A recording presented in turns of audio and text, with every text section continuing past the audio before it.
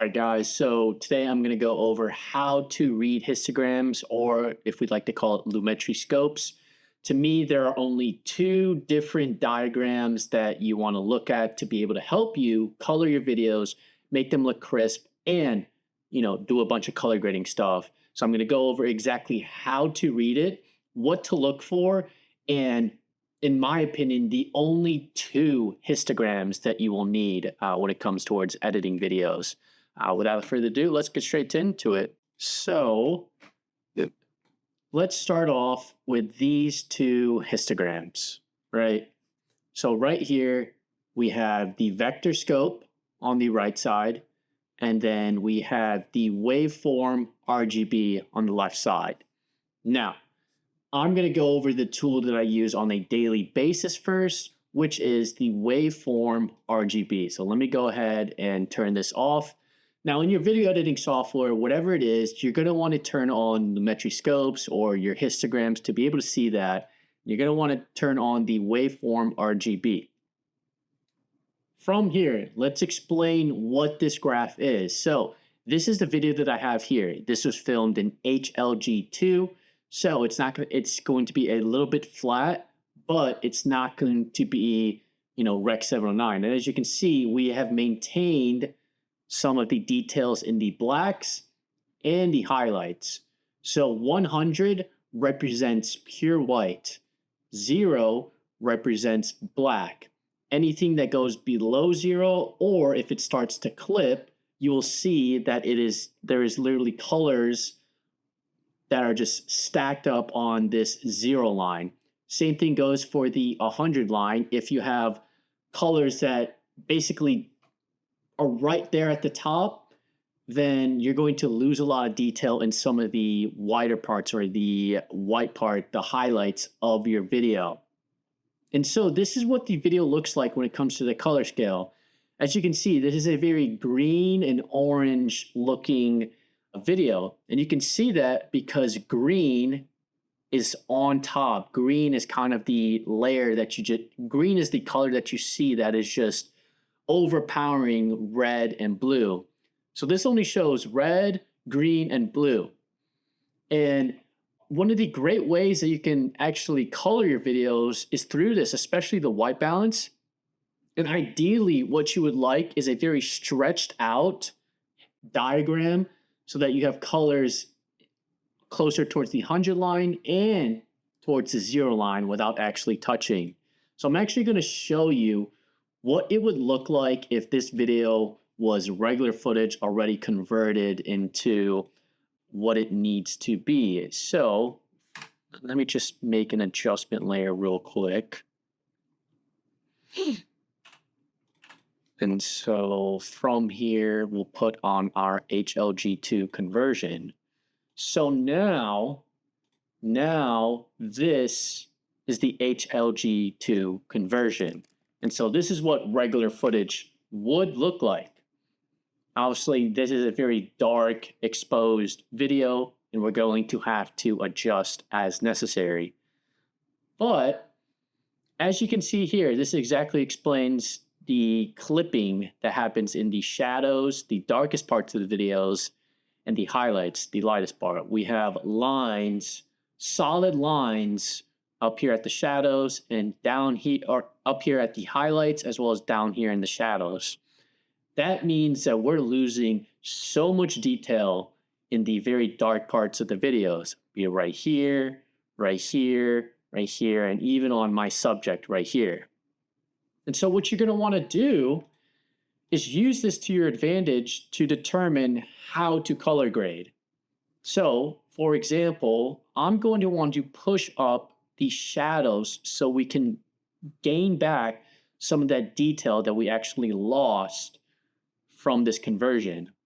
So as you can see, that allows us to do it. However, now it looks a little bit washed out. So you kind of want to play around with how much clipping you actually want to do. Well, one of the things I actually do instead is I will actually raise the blacks. So this will allow the blacks, the darkest parts of your videos, to be lifted up. And so by lifting up the blacks, you're making sure that you're maintaining that that your shadows are very dark, but they're not actually clipping. So you maintain the darkest details of this video. So that's why I play around with the with the blacks, what you would call it, slider here in my Lumetri color. On top of that, you can do the exact same thing with the highlights. So with this 100 line, we have clipping here. So if I actually decrease the whites, that will come back and give us back some of that detail that we lost. And so ideally, you want it as close as you can to 100 without actually clipping. That's what I personally like to do. But again, highlights, it's up to the user. Sometimes you want the highlights, the lightest parts of your videos are going to be light sources. So, ideally having them be losing some of that detail in there isn't the end of the world. A lot of times, a lot of creators, and what I like to do specifically is focus on the blacks and making sure that the darkest parts of the videos are not being clipped. From here, as you can see, this is filmed in a green and orange environment. So finding the perfect white balance for this is going to be kind of difficult. But as we see, green is on top of red, on top of blue. So what this tells me is that we're going to need more blue in this video, and we're going to need to increase the red here so that the green will go down, reds and blues will come up. And so this is looking a lot more like has perfect white balance. Another thing you can do is literally just click this dropper, click on any white or gray part of your video, and just press it. So this is what the video thinks is the best white balance, but it's not always correct, and it won't always give you the best results. So use the colors to your advantage. But yeah, then the middle part, these are all your midtones, and so you really just want to play around with the sliders to get, a good looking footage that you think looks really well. Now, in terms of my process for color grading, I will actually start off literally pressing auto and see what the software believes is right. And then I will go from there to adjust as necessary. So again, we have blacks clipping here. So I'm going to raise the blacks so that we don't have anything really touching. But as you see, we have a lot more spread out. Now it is more on the lower end, so it's a lot darker of a video, but I think that makes this look better when it's a little bit darker. It makes it look a little bit moodier. In terms of the whites, we have a lot of detail that's being lost in the whites in the lightest parts of the video. So I'm going to decrease these whites a little bit and probably raise the shadows a little bit, increase the contrast, and then yeah, I'm going to do a little bit better job of white balancing. And a way that you can actually tell if some of your video is like perfectly white balanced is if all three RGB all lines up. Because when it all lines up, you start to get this white. As you can see here, you see a white because all three colors line up. And so if you look at your video right around here, you want this to kind of be as close as white to possible. So as you can see, takes a little bit of getting used to, but you can see very, very slightly there's a white around this area of the video and this area of the video, which is exactly what you want. So this to me, for this specific video, is good color grading, is good use of this histogram. Now, let's go over to the vector scope, and I'm going to turn off the waveform. This tells you what colors your video, is really around. Now, as we see, as I already told you guys, it is a orange and green video. I mean, you can literally just see it through here. There's a little bit of red because this red figure right here. And we have a little bit of a cyan and then a blue in here. So this kind of tells you what are the colors that are very relevant in your videos. And so if you see, if I make the temperature more blue, it's going to push more blue into the video. So this whole color splatter will shift towards blue. I don't want that because this is filmed in a green environment. So I kind of want to get rid of more blue in here and make it a little bit more orange and whatnot. Another thing, there is this line that goes straight across here. This represents what perfect skin tones should look like. Now, there is no skin tones on this, so we're actually going to go to this video, which was filmed in log, and we're going to go ahead and show you guys how you get the perfect skin tones. Now, I don't always use this because I don't really need to. But sure, this video is very flat right now. But if I took a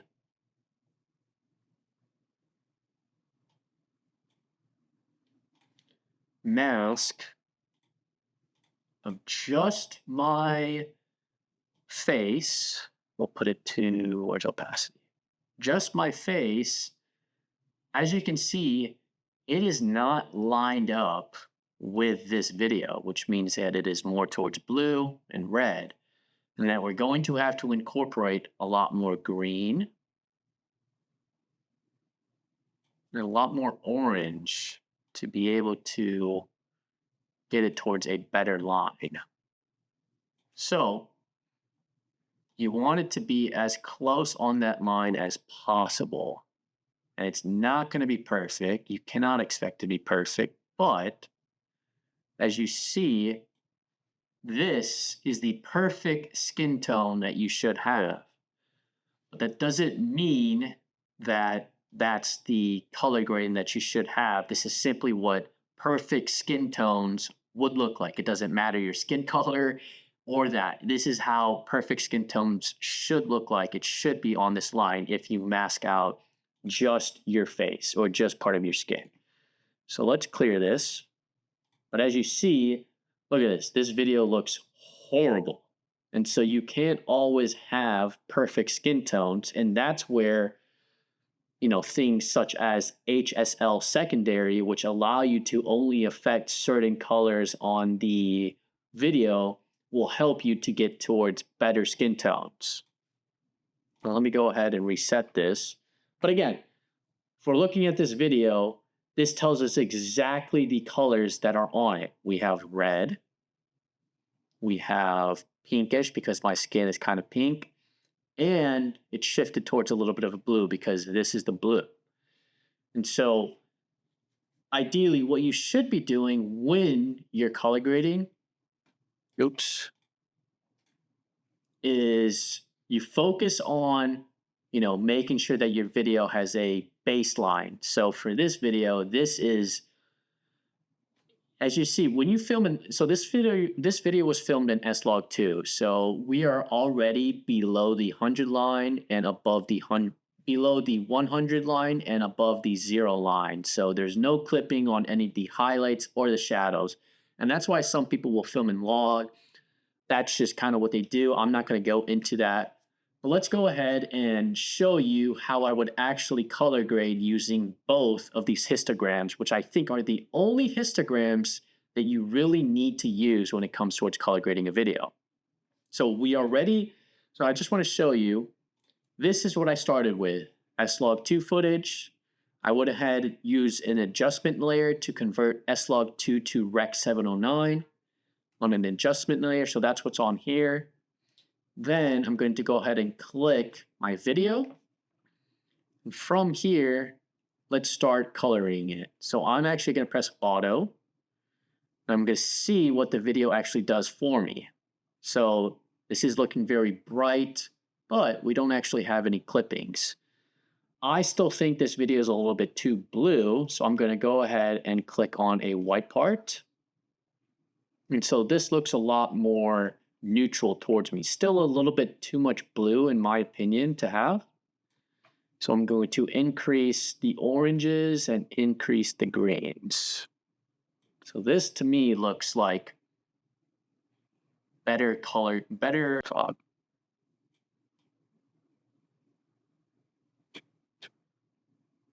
This to me looks like it is the right color, the right white balance, excuse me. And we have pretty good separation. We have a pretty good graph, but I'm actually going to increase the contrast of this. Decrease the shadows so that we get a better video. And yeah, this is what happens sometimes with S-Log2. The video kind of breaks. So we have this here. I'm not that worried about it. But as we decrease the shadows, it actually shows us that we still have a little bit too much blue in the video. So we're going to increase the oranges and the greens again. And this to me is an almost perfect, baseline of coloring. Obviously you can add in color grades, you can add in filters that make it like a more blue, more green, whatever it is. So after I've done this and I made sure that I don't have anything clipping the 0 line and nothing clipping the 100 line. So we've maintained details in the lightest parts of the video and the darkest parts. So I'm done with that. Let's go ahead and open up the vector scope. I'm going to want to make sure that the skin tones are right. Right now, if we went ahead and we,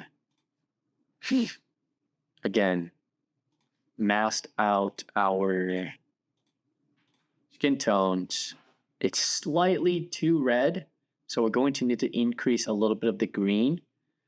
So because of that, I'm just going to increase the green slightly. And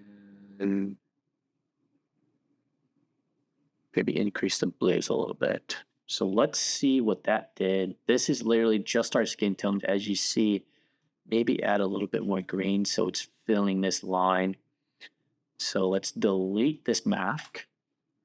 So as you see, the video behind it is a little bit too green. So we actually don't want to do this.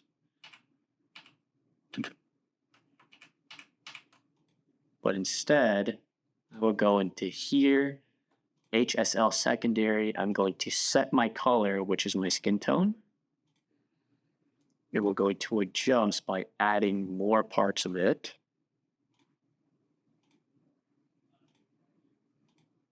Oops, billboard, damn it. And we're going to want to denoise it. Now, it's not going to be perfect this way, but I think it does a pretty good job of capturing just your skin tones. So we have that. And so now all we have to do, as you see, the skin tones are mapped out. You literally just have to make it a little bit more green, a little bit more orange.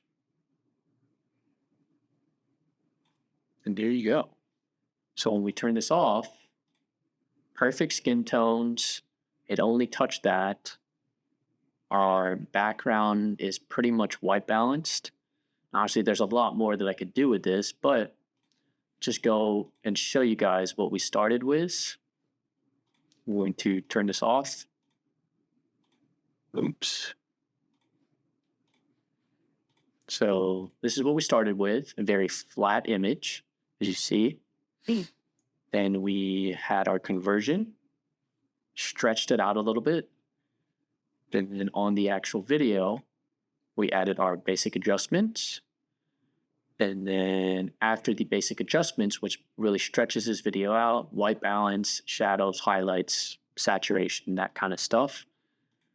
Then we went ahead and fixed the skin tones to make sure that it actually is, correct. As you see here, a little bit too much red, added a little bit more green.